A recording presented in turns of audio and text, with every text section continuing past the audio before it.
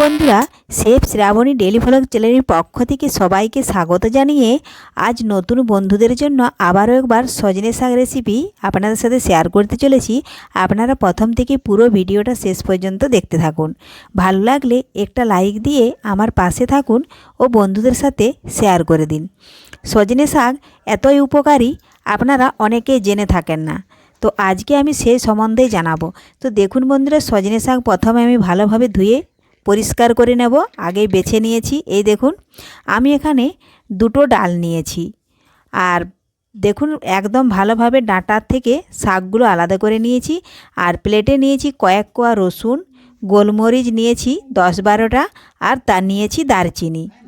এখন সজনে শাক ভালোভাবে জল দিয়ে আমি ধুয়ে নেব, কারণ সজনে শাকে অনেক সময় ধুলোবালি থাকে আর পোকাও থাকে। ভালোভাবে আপনারা বেছে নেবেন। এই দেখুন, আর সজনে শাকের গুণাগুণ সম্পর্কে আপনারা হয়তো কম বেশি জেনে থাকবেন। তার মধ্যে আমি আজকে যেটা শেয়ার করছি, এইভাবে সজনে শাক যদি বানিয়ে খান তাহলে সর্দি হলে ওষুধ খাওয়ার কোনো প্রয়োজন হবে না। ফালতু ওষুধ কিন্তু খেলেও সর্দি কিন্তু বসে যায়, এজন্য সর্দিতে ওষুধ না খাওয়াই ভালো।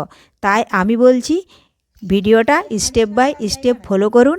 আর এই পদ্ধতিতে যদি সজনে শাক সকাল বিকাল চায়ের পরিবর্তে যদি 1 কাপ করে খেতে পারেন, 3 দিন খেলেই সর্দি একদম উধাও। তো দেখুন বন্ধুরা, 1 গ্লাস জল নিয়ে শাকগুলো ভালোভাবে আমি ধুয়ে নিচ্ছি। তার আগে যদি কোনো বন্ধু আমার চ্যানেলে নতুন হয়ে থাকেন, চ্যানেলটি সাবস্ক্রাইব করে বেল আইকন অলে সেট করে দিন সবার প্রথমে আমার রেসিপি পেতে। আর আমরা বাজার থেকে যাই শাকসবজি খাই না কেন, সকলেই কিন্তু সার থেকে তৈরি। আর এই সজনে শাক একদম সারবিহীন, এতে কোনো সারের প্রয়োজন হয় না। এজন্য সজনে শাক খাওয়া কিন্তু খুবই ভালো। সর্দি যদি কারো নাও হয়ে থাকে, এইভাবে যদি সজনে শাক বানিয়ে থাকেন, যাদের হাই প্রেশার তাদের কিন্তু প্রেশার কন্ট্রোলে চলে আসে। তো দেখুন, গ্যাস ধরিয়ে কড়াই বসিয়ে দিয়েছি। কড়াইয়ের মধ্যে দিলাম আমি 1 গ্লাস জল। এখন সজনে শাকগুলো ভালোভাবে ধুয়ে জল থেকে ছেঁকে আমি দিয়ে দিচ্ছি।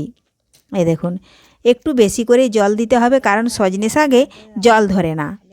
এই দেখুন, আমি এখানে 1 গ্লাস জল দিয়েছি। আমি এখানে বানাবো 2 কাপ। আপনারা যদি এর থেকেও বেশি খেতে চান তাহলে একটু জলের পরিমাণটা বাড়িয়ে দিবেন। দেখুন, সমস্ত শাকগুলো আমি ধুয়ে কড়ার মধ্যে দিয়ে দিয়েছি। খুবই সহজ একটা রেসিপি। আপনারা সজনে শাকের অনেক রেসিপি খেয়ে থাকেন, কিন্তু এইভাবে সর্দি হলে কাশি হলে এই রেসিপিটা বানিয়ে সজনে শাকের খাবেন, খুবই উপকারে আসবে। দেখুন, দিলাম স্বাদ মতো লবণ, আর দিচ্ছি আমি কয়েক কোয়া দারচিনি ও রসুন।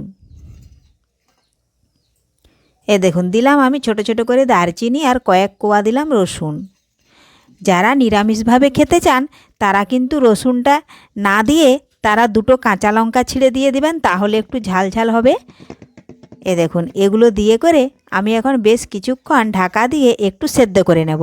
শাকটা সেদ্ধ হয়ে গেলেই জলের কালারটা কিন্তু চেঞ্জ হয়ে যাবে, একদম সবুজ হয়ে আসবে। এ দেখুন, ঢাকা দিয়ে দিলাম 10 থেকে 15 সেকেন্ড মতো। সজনে শাক সেদ্ধ হতে বেশি সময় লাগে না। দেখুন, সজনে শাক সেদ্ধ হয়ে জল একদম সবুজ হয়ে গেছে। এখন এই মুহূর্তে দিয়ে দিলাম থেতো করে রাখা গোলমরিচের গুঁড়ো। আমি এখানে থেতো করে নিয়েছি গোলমরিচের গোটা গোলমরিচ নিয়ে। আপনারা পারলে গোলমরিচের পাউডার পাওয়া যায়, সেটাও দিতে পারেন।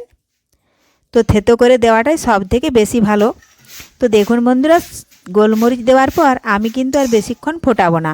এ দেখুন, আমার জল কিন্তু সবুজ হয়ে গেছে। এখন এটা ঠান্ডা করে নেব। ঠান্ডা করে শাক থেকে জল আলাদা করে নিয়েছি। এই দেখুন, এটা এখন কিছুক্ষণ ঠান্ডা করে হাঁসসহ যেমন থাকে সেইভাবে সকাল বিকাল যদি খেতে পারেন তাহলে সর্দির উপর খুবই কার্যকরী হবে।